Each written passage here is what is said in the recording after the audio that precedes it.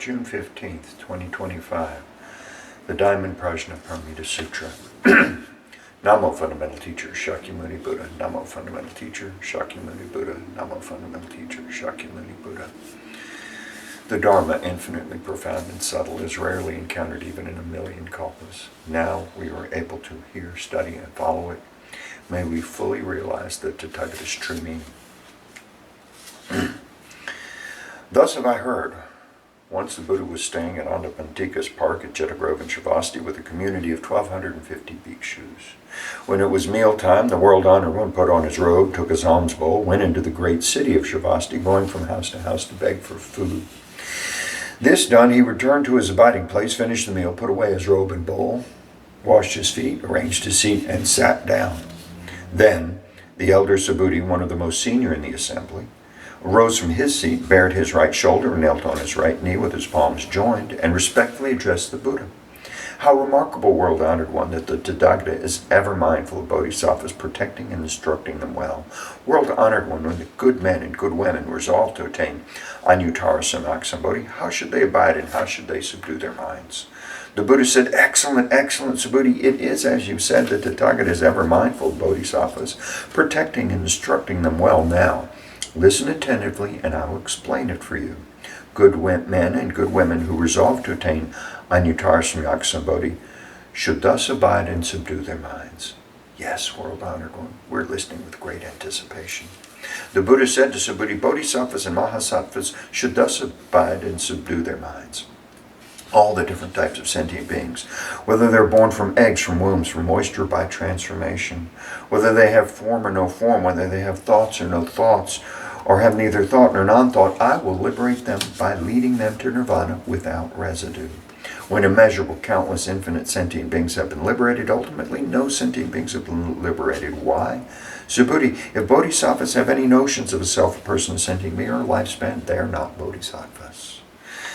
Furthermore, Subhuti, in the practice of charity, bodhisattvas should abide in nothing whatsoever. That is, to practice charity without abiding in form, sound, smell, taste, touch, or dharmas. Subhuti, bodhisattvas should practice charity this way, abiding in nothing. Why?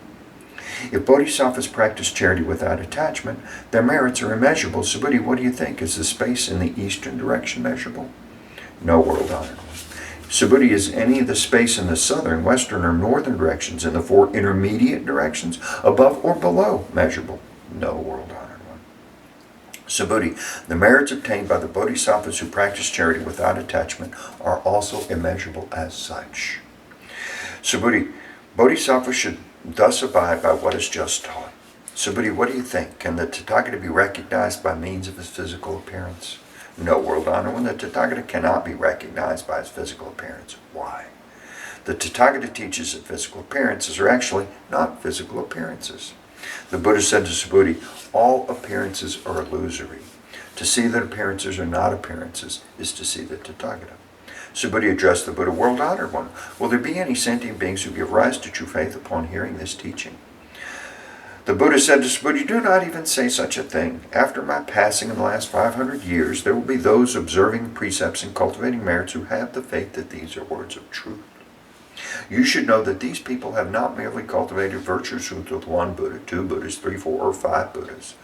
They have cultivated all kinds of virtuous roots with hundreds of thousands, even countless numbers of Buddhas. Upon hearing these passages, some will, in an instant, give rise to pure faith. Subhuti, the Tathagata knows and sees these beings perfectly, as they obtain countless merits. Why? It is because these sentient beings are free from the notions of a self, a person, a sentient being, and a lifespan. They are also free from the notions of dharma and non-dharmas. Why? If the minds of these sentient beings have attachments, they are clinging to the notions of a self, a person, a sentient being, or lifespan. If they have the attachment of dharmas, they are clinging to the notions of a self, a person, a sentient being, or lifespan. Why? If they have the attachment of non-dharmas, they are clinging to the notions of self, a person, a sentient being, or lifespan. Therefore, one should not cling to dharmas or non-dharmas. For this reason, the Tathagata often teaches bhikshus, know that my dharma is like a raft. If even the Dharma should be abandoned, how much more so the non-Dharma? Subhuti, what do you think? Has the Tathagata attained Anuttara Samyak Does he teach the Dharma? Subhuti said, as I understand the meaning of what the Buddha has said, there is no fixed dharma called Anuttara Samyaksambodhi, and there's also no fixed dharma that the Tathagata can teach. Why? The dharma taught by the Tathagata cannot be grasped or explained. It is neither dharma nor non-dharma. How is this so? It is because all the saints and sages are distinguished by the unconditioned dharma. Subhuti, what do you think? If a person were to fill a trichilocosm with the 7 jewels and give them away in charity, wouldn't the merits obtained by this person be great? Subhuti said, extremely great, world honored one. Even though the merits obtained is not the nature of merit, the Tathagata says the merits obtained are great. But if a person studies and follows even a mere 4-line verse of this sutra and teaches it to others, this person's merits exceed the former's. Why? Subhuti, all Buddhas and the realization of Anuttara Samyaksambodhi originate from this sutra. Subhuti, that which is called the Buddha Dharma is not the Buddha Dharma, therefore it is called the Buddha Dharma. Subhuti, what do you think? Does Astrodapana have the thought, I've attained the realization of Astrodapana? Subhuti said, no, world honored one. Why? Astrodapana means stream enterer, but there is nothing to enter, and therefore one who does not enter into form, sound, smell, taste, touch, or dharmas is called Astrodapana. Subhuti, what do you think? Does the Sakradagaman have the thought, I've attained the realization of Sakradagaman? Subhuti said, no, world honored one. Why? Sakradagaman means to go and come one more time, but there is in reality no going and no coming, therefore one is called a Sakradagaman. Subhuti, what do you think? Does an Anagaman have the thought, I've attained the realization of the Anagaman? No, world honored one. Why? Anagaman means non-returning, but there is in fact no such thing as non-returning, therefore one is called an Anagaman. Subhuti, what do you think? Does an Arhat have the thought, I've attained the realization of the Arhat? Subhuti said, no, world honored one. Why? There is in reality no such thing as an Arhat. World honored one, if an Arhat gives rise to the thought, I've attained the Arhathood, this means they are attached to the notions of a self, a person, a sentient being, or a lifespan. World honored one, you have said of all people, I am foremost in attaining the samadhi of non-contention, and the foremost Arhat in being free from desires. World honored one, I do not have the thought, I am an Arhat who is free from desires. World honored one, if I'd given rise to the thought, I've attained Arhathood, you would not have said Subhuti practices Arjana, abiding peacefully in non-contention. In reality, Subhuti abides in nothing at all. Therefore, Subhuti is called the one who abides peacefully in non-contention. The Buddha said to Subhuti, what do you think? When the Tathagata studied under Daipankara Buddha, did he receive any dharma? No, world honored one. When the Tathagata studied under Daipankara Buddha, he did not receive any dharma. Subhuti, what do you think? Does the Bodhisattva adorn a world, making it a Buddha world? No, world honored one. To adorn the world into a Buddha world is not to adorn, therefore it is called to adorn. So, Subhuti, Bodhisattvas and Mahasattvas should give rise to a pure mind that does not abide in form, sound, smell, taste, touch, or dharmas. They should abide in nothing to get rise to the mind. Subhuti, if there were a person with a body the size of Mount Sumeru, what do you think? Would this body be huge? Subhuti said, extremely huge, world honored one. Why? The Buddha teaches that it's not a body, therefore it's called a huge body. Subhuti, what do you think? If there were as many Ganges rivers as grains of sand in the Ganges, wouldn't the amount of sand in all those Ganges rivers be great? Subhuti said, extremely great, world honored one. If even the Ganges rivers are innumerable, how much more so their grains of sand? Subhuti, let me now tell you the truth. If a good man or good woman fills as many trichilocosms as there are grains of sand in all those Ganges rivers with the 7 jewels and gives them away in charity, would these merits be great?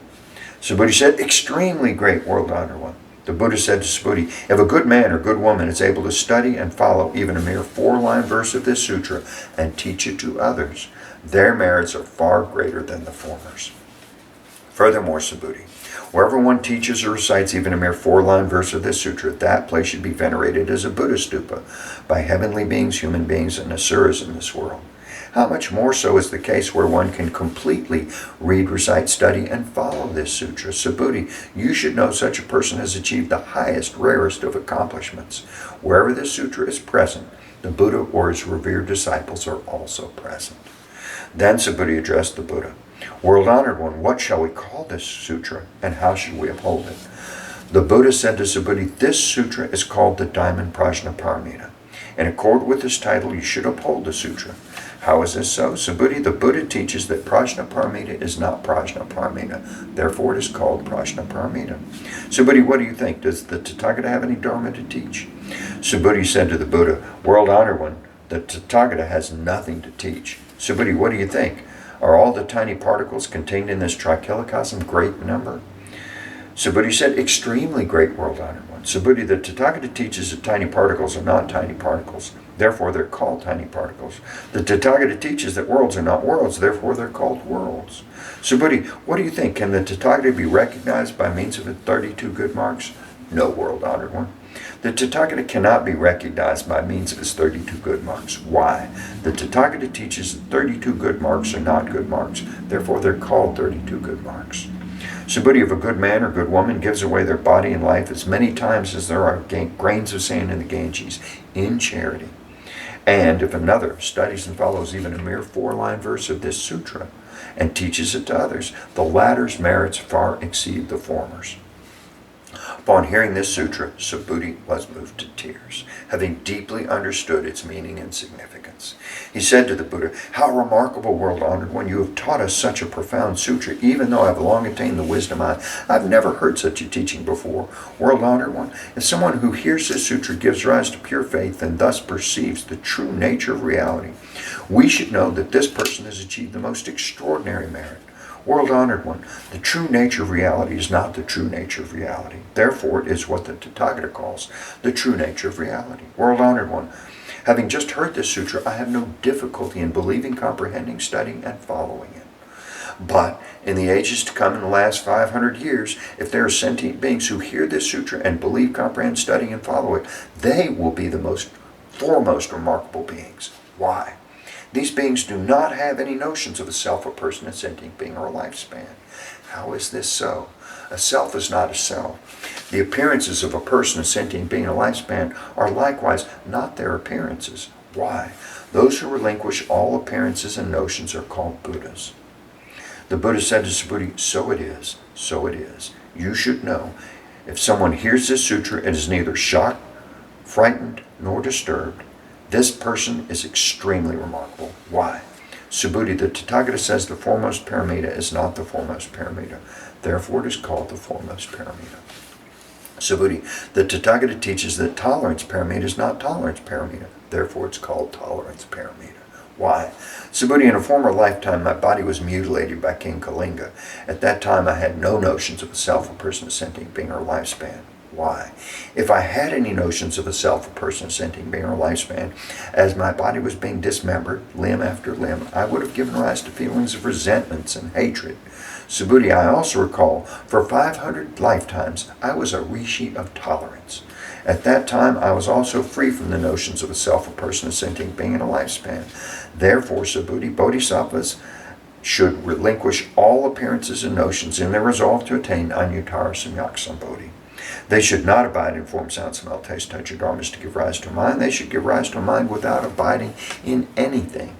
Any abidance of the mind is attachment. Therefore, the Buddha says a bodhisattva should practice charity with a mind not abiding in any form. Subhuti, to benefit all sentient beings, a bodhisattva should practice charity in this way. The Tathagata teaches that all appearances and notions are not appearances and notions, and that all sentient beings are not sentient beings. Subhuti, what the Tathagata speaks is true, real, and as it is, and his words are neither deceptive nor contradictory. Subhuti, the truth the Tathagata has attained is neither real nor unreal. Subhuti, if a bodhisattva practices charity with the mind abiding in something, they're like people entering darkness and not seeing anything. If a bodhisattva practices charity without abiding in anything, they're like people with eyes wide open, seeing all things clearly under the bright sunlight. Subhuti, if in a future time there are good men and good women who are able to read, recite, study, and follow this sutra, the Tathagata, with his Buddha wisdom, will clearly perceive and recognize each one of them as they all achieve immeasurable and infinite merit. Subhuti, if a good man or good woman offers their body in charity as many times as there are grains of sand in the Ganges in the morning, and does likewise at noon and in the evening, continuing thus for immeasurable hundreds of thousands of millions of kalpas, and if someone else hears this sutra and gives rise to unwavering faith, the latter's merits far exceed the former's. how much more the merits of those who transcribe, read, recite, study, follow, and explain to others this sutra. In short, Subhuti, this sutra carries inconceivable, immeasurable, limitless merit. And the Tathagata teaches it to benefit aspirants of the great vehicle as well as aspirants of the supreme vehicle. The Tathagata knows and sees those who are able to read, recite, study, follow, and widely teach to others this sutra as they achieve innumerable, immeasurable, limitless, and inconceivable merit. They indeed carry on the work of the Tathagata in bringing beings to Anuttara Samyak Sambodhi. Why? Subhuti, those who are content with inferior teachings have the notions of a self, a person, a sentient being, or a lifespan. Such people are not able to hear, read, recite, study, and explain to others this sutra. Subhuti, wherever this sutra is present, all heavenly beings, human beings, and asuras in all the worlds should come and make offerings. Wherever the sutra is present, that place is a stupa. All should respectfully circumambulate it, scattering fragrant flowers all around it. Furthermore, Subhuti, suppose there are good men or good women who read, recite, study, and follow the sutra, but are belittled by others. This is because of their previous bad karma, which would have otherwise caused them to be reborn in their wretched destinies. But now, by enduring the disparagement of others, this previous bad karma is eradicated, and they will eventually attain Anuttara Samyak Sambodhi. Subhuti, I remember that countless kalpas ago, before the time of Dhammakara Buddha, I encountered 84 millions of billions and ayudas of Buddhas and made offerings to and served all of them without fail. However, if someone in the Dharma ending age can read, recite, study, and follow this sutra, this person's merits will be 100 times, even 100 trillion times greater than mine when I made offerings to all those Buddhas. In fact, no such comparison, either by calculation or analogy, is possible. Subhuti, if I reveal the merits obtained by good men and good women who read, recite, study, and follow this sutra during the Dharma ending age, some people, upon hearing it, might become hysterical and skeptical and dismiss it. Subhuti, you should know the underlying meaning of this sutra is inconceivable, and the rewards are also inconceivable. Then Subhuti addressed the Buddha, world-honored one. If good men and good women resolve to attain Anuttara Samyak Sambodhi, how should they abide, and how should they subdue their minds? The Buddha said to Subhuti, good men and good women who resolve to attain Anuttara Samyak Sambodhi should bear this in mind. I will liberate all not perfect attributes. Therefore, they're called perfect attributes. Subhuti, do not think that the Tathagata has the thought, I have something to teach. Do not think this way. Why? Whoever says the Tathagata teaches the Dharma slanders the Buddha because they do not understand my teaching. Subhuti, to teach the Dharma is that there's no Dharma to teach. Therefore, it is called to teach the Dharma. Then the wise Venerable Subhuti said to the Buddha, world-honored one, will there be sentient beings in the future who will generate faith upon hearing these teachings? The Buddha said, Subhuti, they are neither sentient beings nor non-sentient beings. Why? Subhuti, the Tathagata teaches that sentient beings who go through many births are not sentient beings. Therefore, they're called sentient beings. Subhuti said to the Buddha, world-honored one, when the Buddha attained Anuttara Samyak Sambodhi, was nothing actually attained? The Buddha said, so it is, Subhuti, so it is. As to Anuttara Samyak Sambodhi, I have not attained the slightest thing. This is why it is called Anuttara Samyak Sambodhi. Furthermore, Subhuti, all the dharmas are equal. None is superior or inferior. This is called Anuttara Samyak Sambodhi. By cultivating all good without the notions of a self, a person, a sentient being, a lifespan, one attains Anuttara Samyak Sambodhi. Subhuti, the Tathagata teaches that good is not good.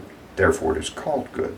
Subhuti, if a person accumulates mounds of the 7 jewels, equivalent size to all Mount Sumerus in the worlds of a trichilocosm, and gives them away in charity, and another person reads, recites, studies, follows, and teaches this Prajnaparamita Sutra, even a mere 4-line verse, to others, the former's merits will be less than 100th, even a billionth of the latter's. In fact, the latter's merits are so great that no comparison by calculation or analogy is possible. Subhuti, what do you think? You should not claim that the Tathagata has the thought, I will liberate sentient beings. Subhuti, do not think this way. Why? There are, in fact, no sentient beings that the Tathagata liberates. If there were sentient beings liberated by the Tathagata, it would mean that the Tathagata has the notions of a self, a person, sentient being, or lifespan. Subhuti, when the Tathagata says I, there's actually no I. However, ordinary beings think there is a real I. Subhuti, the Tathagata teaches that ordinary beings are not ordinary beings. Therefore, they're called ordinary beings. Subhuti, what do you think? Can one recognize the Tathagata by means of his 32 good marks? Subhuti said, yes, yes. One can recognize the Tathagata by means of the 32 good marks. The Buddha said, Subhuti, if one recognizes the Tathagata by means of the 32 good marks, a wheel-turning sage king would be a Tathagata. Subhuti said to the Buddha, World-honored one, as I understand the meaning of what you've said, one should not recognize the Tathagata by means of the 32 good marks. Then the world-honored one spoke this verse, those who see me in form, or seek me through sound, or on a mistaken path, they do not see the Tathagata. Subhuti, if you think that the Tathagata attains Anuttara Samyak Sambodhi without the perfection of all attributes, Subhuti, do not think this way, that the Tathagata attains Anuttara Samyak Sambodhi without the perfection of all attributes. Subhuti, if you think this way, those who would resolve to attain Anuttara Samyak Sambodhi would assert the annihilation of the Dharmas. So do not think this way. Why? Those who resolve to attain Anuttara Samyak Sambodhi do not assert the annihilation of the Dharmas. Subhuti, if a bodhisattva were to fill the worlds, as many as grains of sand in the Ganges, with the 7 jewels, and give them away in charity, and another bodhisattva were to attain the forbearance of the selfless nature of all dharmas, the merits of this bodhisattva would exceed the former's. Why? Subhuti, this is because bodhisattvas do not accumulate merits. Subhuti said to the Buddha, world-honored one, why is it that bodhisattvas do not accumulate merits? Subhuti, bodhisattvas do not cling to the merits they generate. Therefore, I say, they do not accumulate merits. Subhuti, whoever says that the Tathagata comes, goes, sits, or lies down does not understand the meaning of my teaching. Why? The thus come one neither comes nor goes. Therefore, they're called the Tathagata. Subhuti, what do you think if a good man or good woman were to take all the worlds of Trichilocosm and crush them into tiny particles? Would these particles be numerous? Subhuti said, extremely numerous, world-honored one. Why? If these tiny particles had real existence, the Buddha would not call them tiny particles. How is it so? The Buddha teaches that tiny particles are not tiny particles, therefore they're called tiny particles. World-honored one, that which the Tathagata calls all the worlds of a Trichilocosm are not actually worlds, therefore they're called worlds. Why? To the extent if these worlds really exist, they exist as one wholeness. The Tathagata teaches that one wholeness is not one wholeness, therefore it's called one wholeness. Subhuti, one wholeness is actually ineffable, but ordinary beings do cling to such a notion. Subhuti, say someone claims that the Buddha teaches the views of a self, a person, a sentient being, and a lifespan. What do you think, Subhuti? Has this person understood the meaning of my teaching? No, world-honored one. This person has not understood the meaning of the Tathagata's teaching. Why? The world-honored one teaches that the views of a self, a person, a sentient being, a lifespan are not the views of a self, a person, a sentient being, a lifespan. Therefore, they're called the views of a self, a person, a sentient being, a lifespan. Subhuti, those who resolve to attain Anuttara Samyak Sambodhi should know, perceive, believe, and understand all dharmas just as they are, without attaching to any dharma attributes. Subhuti, the Tathagata teaches that dharma attributes are not dharma attributes, therefore they're called dharma attributes.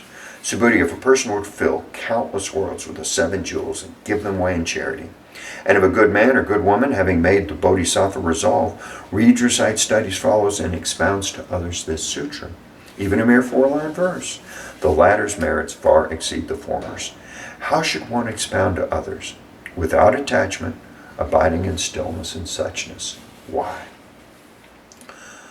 All conditioned dharmas are like a dream, an illusion, a bubble, a shadow. Like dew or a flash of lightning, thus shall we perceive them. With this, the Buddha concluded the sutra.